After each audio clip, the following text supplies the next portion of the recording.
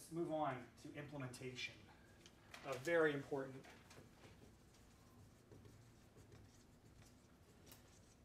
part of policy process. What is implementation? We've gone over this before. Does anyone want to remind us? Yes. The carrying out of the decided upon policy. Carrying out the policy, putting the policy into effect, transferring policy commitments into practice.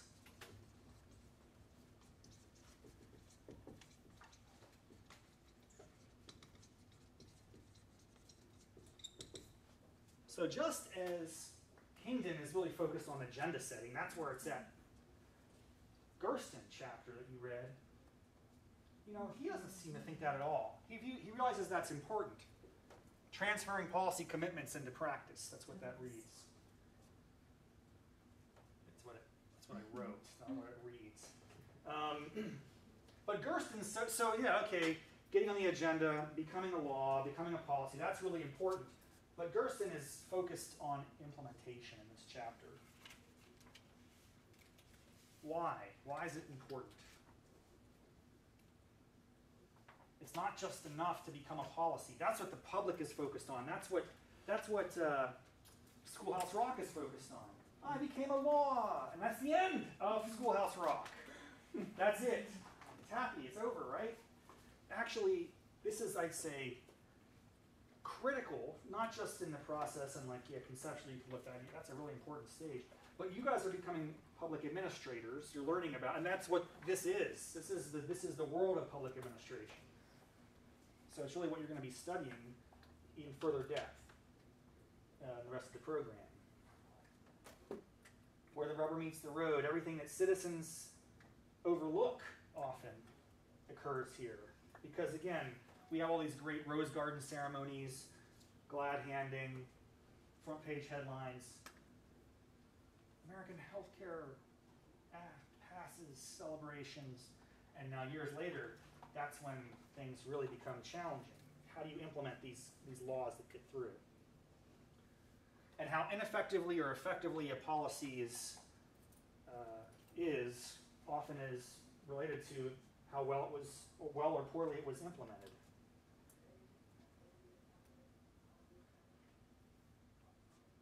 So implementation is the execution of public policies. Why is this so challenging? Gersten tries to give us some criteria.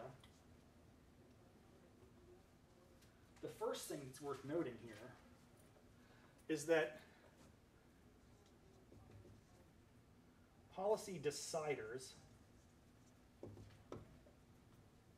decision makers, the deciders, are typically not, I don't want to use this symbol exclusively, but are typically not the policy implementers. President Obama is not a doctor, doesn't work at the Department of Health and Human Services, nor are many of the members that voted for that legislation. They're not the ones that have to necessarily enact those changes, right? They're not bureaucrats. They're policymakers. They're the deciders. They make the policy. They're not the ones that implement it. So right off the bat, this is a challenge for public administration because implementers aren't the same people. And sometimes implementers wouldn't have done what the deciders would have wanted to do, right? We'll get into that in a minute, how that plays out.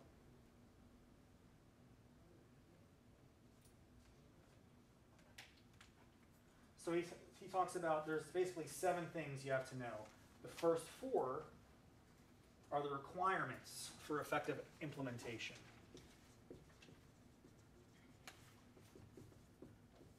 These are things that are essential or critical to effective implementation. What's the first one? Yes? Translation ability. What does he mean by that? Basically the bills passed need to be understood by public administrators in order to implement it. There needs to be a common language, I guess. Communication. There needs to be open communication, especially if there confusion over anything. Clear communication between the policy and what the implementers are supposed to be doing. Generally takes place through formal written documents, laws, or rules that prescribe what is supposed to happen. Should set out clear standards and instructions. And so we can imagine this being the case. Oftentimes, the incentives of the deciders are not to have, but they're the exact opposite, right? The implementers have to come up with the solutions. The policy deciders only make the choice to push them in that direction. And then, of course, the deciders end up yelling at the implementers when they make a mistake. So a great example of this is a historical example that just stretches back pretty far in time. Congress decides, because there's a problem, that they want to address highway traffic deaths and injuries. There's a growing problem in the 60s. More people are driving on their highways. We've seen increased deaths and accidents. In the early 70s, we create NHTSA, the Department of Transportation, National Highway Safety Traffic Administration, NHTSA, NHTSA. But what would Congress say in a law that's not very clear, that's relatively ambiguous, but that you can imagine a policymaker supporting? A law that reads something like, make the highways safer, reduce traffic deaths and injuries. DOT, go do that. Is that really effective? Is that good translation? I mean, is that a clear, articulate? No, it's not. I mean, it's saying, it's giving you a goal. If you are a member of the DOT, you then shuffles it off to NHTSA. If you're a member of NHTSA, if you're an analyst there, and that's your task, hey, reduce traffic injuries and deaths. Well, you know what you're going to be measured by over the course of a few years. Let's see if whatever we're doing affects injuries and deaths. What are we going to do? What type of rules might we promulgate? At that time, cars didn't all have seatbelts in them, so one of the first things, which would seem logical, right, is, okay, NHTSA will pass rules to say that all newly manufactured cars have to have restraining devices. That seems good. A few years later, they look at the numbers, and what do we see? What do you think? People wearing them? Well, that would mean what? Numbers are about the same or going up. NHTSA administrator gets called to Congress. What have you haven't done anything right. You know, we told you to, right? You can imagine these type of hearings where congressmen go in there. We passed this law 2 years ago and injuries are still on the rise. Well, what did you do? Well, we made all manufacturers have seatbelts. Well, clearly that's a bad idea because people don't wear seatbelts. It's more of a cultural problem. And then there's a long history about how that actually started to be more of a state-by-state issue. And then there were really fascinating incentives put in by DOT with respect to highway funding and the passage of a state statute about seatbelt passage. We don't have to go into that. But the point is that initial request is not a clear instruction to a bureaucrat. It simply says, here's what you need to do. Reduce highway traffic deaths. Thanks, that's really helpful, Congress. We appreciate your direction. Because it's easy for Congress then to say, hey, I voted to support this cause. Now, what if Congress had been prescriptive in that legislation? Who might have been more aggressive and active in opposition to it? People who bear those costs, car manufacturers, right? Hey, that's more cost. You have to pass it on to consumers. All these cars are going to cost $50 more or whatever. You know, suddenly you're imposing costs on an industry. Then Congress gets an earful. But because they're being more vague about it, you're not going to. It's less likely to happen. All right. So it's important that the policies have, clear instructions. That's translation ability. Second is resources.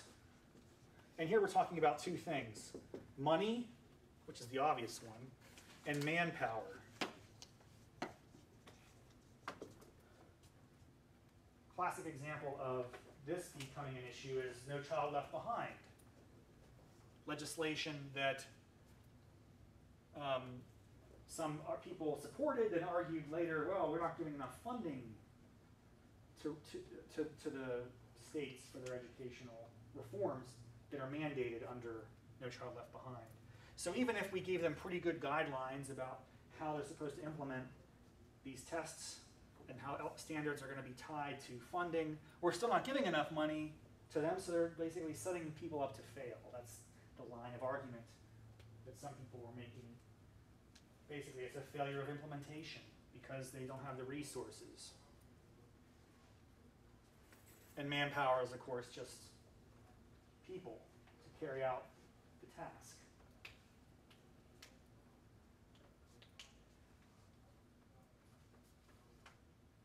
A great example there is port security, right? Millions of container cars coming into our country every year. How do you improve port security? You can make a mandate to DHS, hey, we need you to improve port security and do a better job inspecting. But they need people probably to do that, right? You need resources to back it up. So it's difficult to make a mandate to issue a policy without giving it proper resources. The implementation is not likely to succeed. Third is limited number of players.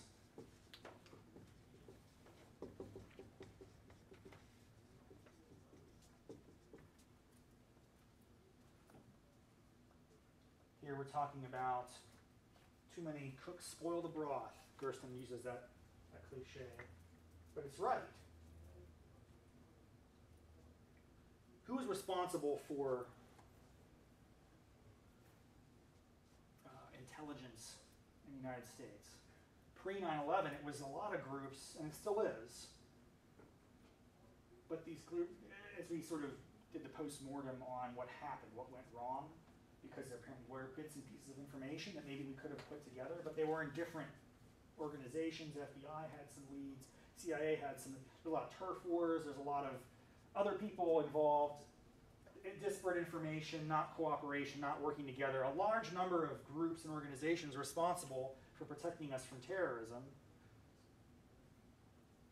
Maybe that was the implementation problem, because we all agree that we should try to prevent attacks on our soil or elsewhere.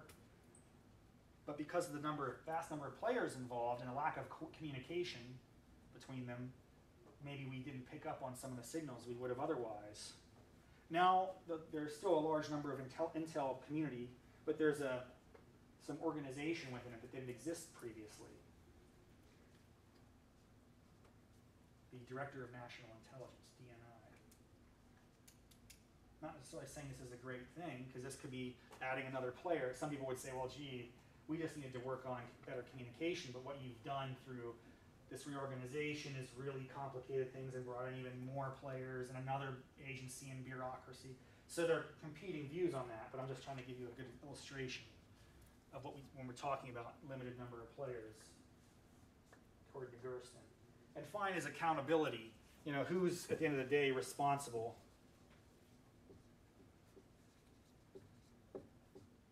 If the policy doesn't work. And related to that is, you know, what are the consequences if it doesn't work? And how do we know if it doesn't work? So those are the requirements that we'd like to see. The challenges, the things that can frustrate,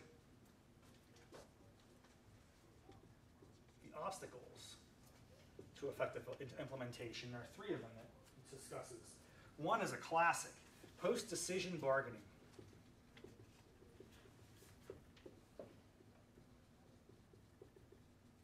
Can someone explain post-decision bargaining based on what they read? What are we talking about here? Sure. The example that they gave was of like a school policy that required athletes to have like a 2.0 grade point average or above, and then they implement that, and then one, like the star quarterback, maybe doesn't achieve that particular grade point average, so they go back and try to modify something so that he is eligible to play, and then it screws up with the rest of the policy in general. the policy seemingly well intended. And if those of you who didn't get into this or didn't read it or forget, it's this notion of something we're probably all familiar with. That is, well, we have a problem. We can actually backtrack it and think about it in bigger context of all the things we've talked about in class. We have a problem. Student athletes are spending too much time focused on athletics, football, and basketball, track, not enough time in the classroom. What's our way? Well, the problem is that they're not getting good grades. So, why don't we make them have to get a certain grade point average to be in the sport? Student athletes must meet this GPA minimum, or you can't play sports. Okay, that's an interesting policy. Seemingly good, right? You would think that it would motivate the students to do well, because if they don't, then they don't get to play the sport that they love. But what this presents problems in, potentially, is this very thing of post-decision bargaining. So, the example used is a star quarterback. But you can imagine any athlete who, after the policy is passed by the school board, right, deciders, not implementers, who's implementing this policy? The coach, the teachers, people who are like street-level bureaucrats, as they're called. They're the implementers, not the ones who decided that this was the policy. They're implementing it, and they go, geez, well, let's decide how to handle this. Johnny is not doing well. How can we? But he's really important to our success as a team. Maybe the coach goes to talk to the teacher. They're the implementers of the policy. He says, hey, can you let him slide? Can you give him better grade? That's sinister. We don't want to think that would happen.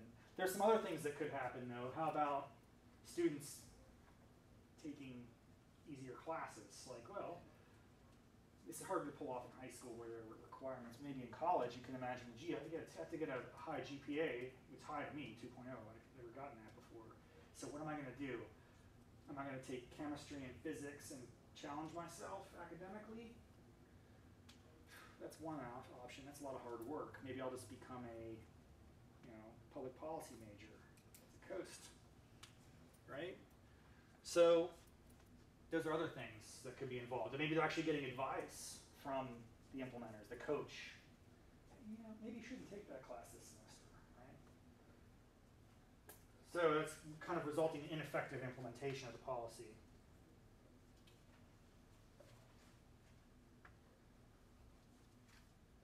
New priorities.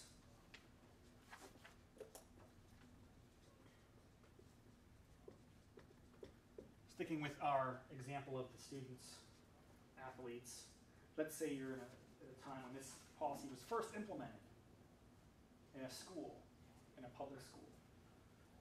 There's a lot of excitement about it. There's a lot of focus on it, right? Then suddenly, a new priority emerges. That could be from a variety of reasons. But in this case, we can imagine something tragic, like a school shooting in a neighboring school district. Suddenly, the attention of the policymakers and the implementers, frankly, is going to be focused on something different, right? We need to come up with ways to get metal detectors and protect the kids from being hurt at school. Because of this, there's suddenly less emphasis or concern about implementing the academic policy, right? It's more about safety and security. So as new priorities emerge, that can really push off your issue. Even if you have the policy in place, the implementers are focused on something else because suddenly something else is more important in their view. Finally, poor oversight.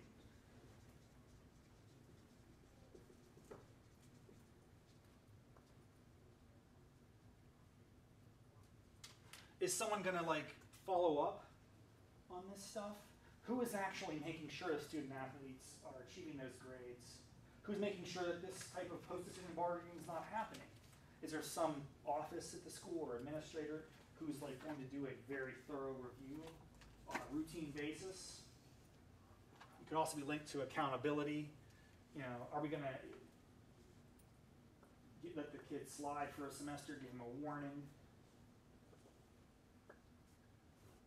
What happens as a result of this policy? But if you have poor oversight, there's less incentive to implement because there's no real benefit for you. It's a headache. Geez, I'm going to hold this kid out of the game this week. I'm going to get all the parents mad at me. We're going to lose the game. I'm going to get fired. But if I put him in, it wouldn't matter because no one would really pay attention and notice. I'm an implementer. I'm a decision maker. What's my incentive there? Not really to follow the policy. It's other things are factoring because no one is overseeing whether or not I'm actually implementing the policy. Does everyone get these general principles? Again, the type of thing you're going to want to review, and we'll add to our bigger list. So we're continuing to grow that list week to week. But implementation is, obviously a very critical component of the policy process.